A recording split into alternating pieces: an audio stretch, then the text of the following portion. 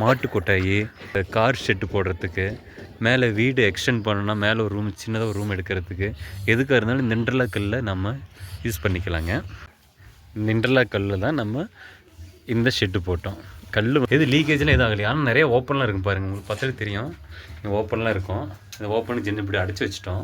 32 ரூபாங்க. அவங்களே வந்து ஒட்டி கொடுத்தாங்களா 40 ரூபாங்க. இது வந்து நாமளே மேசன் வச்சு ஒட்டிக்கிட்டோம். இந்த கல் அப்புறம் இப்படி ஒட்டிப்பாங்க, இப்படி வச்சு ஒட்டிப்பாங்க. ஹாய் ஃப்ரெண்ட்ஸ், இன்றைக்கி பார்க்குறது இன்டர்லாக் பிரிக்குங்க, இன்டர்லாக் கல்லுங்க. இந்த கல் பார்த்தோமா 6 இன்ச்சுங்க, 6க்கு 9ங்க, 3/4 அடிங்க. இந்த கல் அப்புறம் இப்படி ஒட்டிப்பாங்க, இப்படி வச்சு ஒட்டிப்பாங்க. இந்த கல் வந்து மல்டி பர்பஸ்க்கு நம்ம யூஸ் பண்ணிக்கலாம். இந்த கல் இதுக்கெலாம் யூஸ் பண்ணலான்னு சொல்லிட்டு பார்ப்போம். இது பாருங்கள், இதுக்கு வந்து நம்ம ஷெட்டு போட்டிருக்கோங்க, ஷெட்டு போட்டுட்ருக்கோம். அப்புறம் இதுக்கு வந்து வீடு கட்டிகிட்ருக்காங்க. இது நம்ம வீடுங்க. இன்றைக்கி எலிவேஷன் ஒர்க் பண்ணிகிட்ருக்காங்க. இதுக்கு வந்து நம்ம ஷெட்டு வந்து நம்ம இன்டர்லாக்கில் தான் போட்டோங்க. இங்கே பாருங்களேன், ஷெட்டு வந்து நம்ம இன்டர்லாக்கில் போட்டோங்க. இந்த இன்டர்லாக் கல்லில் தான் நம்ம இந்த ஷெட்டு போட்டோம். கல் வந்து 32 ரூபாங்க.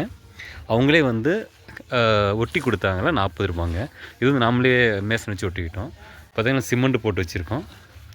அப்புறம் எப்படி இருக்குன்னு எது லீக்கேஜ்லாம் எதுவும் ஆகலையா? ஆனால் நிறைய ஓப்பன்லாம் இருக்கும் பாருங்கள், உங்களுக்கு பார்த்தாலே தெரியும்.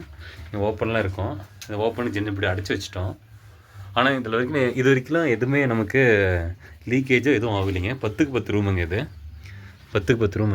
எது லீக்கேஜ் ஆகலை பாருங்கள். மேலே வந்து சும்மா 2 கோலை வச்சு ஷீட்டு போட்டுக்கிட்டேங்க. ஒரு 3 ஷீட்டு இந்த சிமெண்ட் ஷீட் 3 ஷீட்டு போட்டுக்கிட்டேங்க.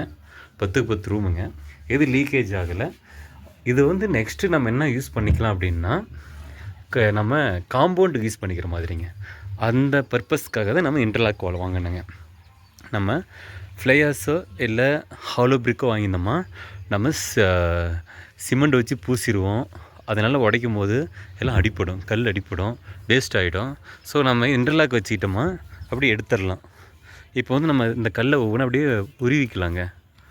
கல்லை உருவிட்டு நம்ம ரீயூஸ் பண்ணிக்கலாம். அதாவது நம்ம காம்பவுண்ட் கட்டிக்கலாம். அப்புறம் இப்போ வீடே கட்டிகிட்டு இருக்காங்க. இதில் வந்து இந்த கல் வீடே கட்டிகிட்டு இருக்காங்க. நாம் வந்து காம்பவுண்ட் கட்டிக்கலாம் அப்படின்ட்டுங்க. அதுக்காக தான் நம்ம ஃபஸ்ட்டே நம்ம பிளான் பண்ணிவிட்டு ஷெட்டு போடுறதுக்கு இன்டர்லாக் கல்லை வாங்கிட்டோங்க. நம்ம ஷெட்டு போடுறதுக்கு இந்த இன்டர்லாக் கல்லை வாங்கிட்டோம். ஷெட்டு போடணும் அப்படின்னா நீங்கள் இன்டர்லாக் கல்லை வாங்கிக்கோங்க. ரீயூஸ் பண்ணிக்கலாம், மல்டி பர்பஸ்ஸு. நீங்கள் ஃப்யூச்சரில் மேலே ஒரு ரூம் எடுக்கிறதா இருந்தாலும் நம்ம இன்டர்லாக் கல் வச்சு ரூம் போட்டுக்கலாம்.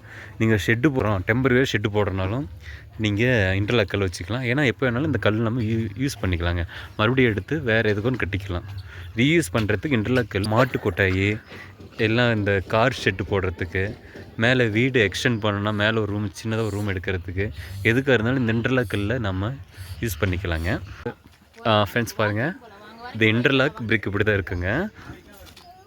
இது வந்து இதில் இன்டர்லாக் கல்லில் பார்த்தோமா நமக்கு இதெல்லாம் டெம்பரவரி ஷெட்டு. இதை நம்ம ரீயூஸ் பண்ணிக்கலாம். இதில் நமக்கு கல் எதுவும் டேமேஜ் ஆகாதுங்க. கல் நம்ம எதுவும் வீணாக ஆக போகிறது கிடையாது. இதை எப்படி எடுத்து நம்ம காம்பவுண்டுக்கு யூஸ் பண்ணிக்கலாம். இப்படி காம்பவுண்டுக்கு யூஸ் பண்ணுறவங்க காம்பவுண்ட் யூஸ் பண்ணிக்கலாம். இல்லை மேலே, அதாவது இப்போ வீடு கட்டிகிட்டு இருக்கீங்க இல்லைங்களா, இதுக்கு மேலே வேணாலும் ஒரு ரூம் எடுக்கிறதுனால ஹெட்ரூமுக்கு வேணாலும் ஹெட்ரூம் வச்சுக்கலாம். நமக்கு என்ன வேணுமோ இந்த கல்லை நம்ம ரீயூஸ் பண்ணிக்கலாம். அதாவது நம்ம வேஸ்ட் எதுவும் ஆகாதுங்க. அதாவது நம்ம ஃப்ளையாஷோ இல்லை ஹாலோ பிரிக் கல்லோ போட்டு நமக்கு அடிப்படும், கலவையெல்லாம் வச்சு அடிப்படும். ஆனால் இந்த கல் நமக்கு அது மாதிரி சேதாரம் எதுவும் ஆகாது. ஸோ அதனால் இந்த கல்லை நம்ம இந்த இன்டர்லாக் கல் வாங்கி வீடு கட்டுறதுக்கு முன்னாடி இந்த ஷெட்டு போடுறவங்க இன்டர்லாக் கல்லில் போட்டுக்கோங்க. அதை வந்து நீங்கள் ரீயூஸ் பண்ணும்போது ரீயூஸ் பண்ணுறதுக்கு காம்பவுண்டோ கட்டுறதா இருந்தால் காம்பவுண்டுக்கு வச்சுக்கலாம். இல்லை ஹெட்ரூம் கட்டுறதுக்கு கட்டுறதா இருந்தால் ஹெட்ரூமுக்கு வச்சுக்கலாம். ஃப்ரெண்ட்ஸ், இந்த இன்டர்லாக்கோட கல் வந்து 32 ரூபா. அவங்களே வந்து ஒட்டி கொடுத்துட்டாங்களா 40 ரூபா. நம்ம ஏரியாவில் போயிட்டுருக்கு, சேலத்தில் வந்து இப்படி போயிட்டுருக்கு. அங்கே ஒவ்வொரு ஏரியாவிலையும் இந்த கல்லோட ரேட்டு வந்து மாறுபடலாம். நீங்கள் விசாரிச்சுக்கோங்க. இந்த கல் இன்னொன்று ஸ்ட்ராங்குன்னு பார்த்தோம், இது ரொம்பவே ஸ்ட்ராங்காக இருக்குது. இதெல்லாம் உடைக்க முடியல. இப்போ தூக்கி போட்டால் கூட உடைக்க முடியலைங்க. இந்த கல் ரொம்ப வெயிட்டுங்க. எனக்கு தெரிஞ்சு 10 கிலோவுக்கு மேலே வரும் இந்த கல். நல்ல வெயிட்டாக இருக்குது. இன்னொன்று உடையாது இந்த கல். அது அவ்வளோ சீக்கிரம் உடையிறதில்ல. உளி வச்சு தான் இந்த கல்லாம் உடைக்கிறோம். அந்த கல்லாம் உடைச்சிருக்கோம் பாருங்கள். அங்கே அதெல்லாம் உளி வச்சு தான் உடைச்சிதுங்க. ஸோ இந்த கல் ஸ்ட்ராங்கில் வந்து எந்த ஒரு காம்ப்ரமைஸ் இல்லை, நல்லா ஸ்ட்ராங்கான கல். இப்போல்லாம் வீடு வந்து இன்டர்லாக்கில் தான் கட்டிகிட்ருக்காங்க. ஸோ நீங்கள் காம்பவுண்டு கட்டுறதுக்கு முன்னாடி நீங்கள் ஷெட்டு போடுறதுக்கு இன்டர்லாக்கில் வாங்கி காம்பவுண்டு கட்டிக்கோங்க. ஃபஸ்ட்டு நீங்கள் ஷெட்டு போட்டுவோங்க, அப்புறம் நீங்கள் இதே கல்லை காம்பவுண்டு கட்டிக்கலாம். வீடு கட்டுறவங்களும் மேலே ஹெட்ரூம் கட்டுறதுனால ஹெட்ரூம் கட்டிக்கோங்க. வீடு கட்டுறதுக்கு அப்படி ஐடியா இருந்தாலும் நீங்கள் இது யூஸ் பண்ணிக்கலாம். Okay friends, thank you.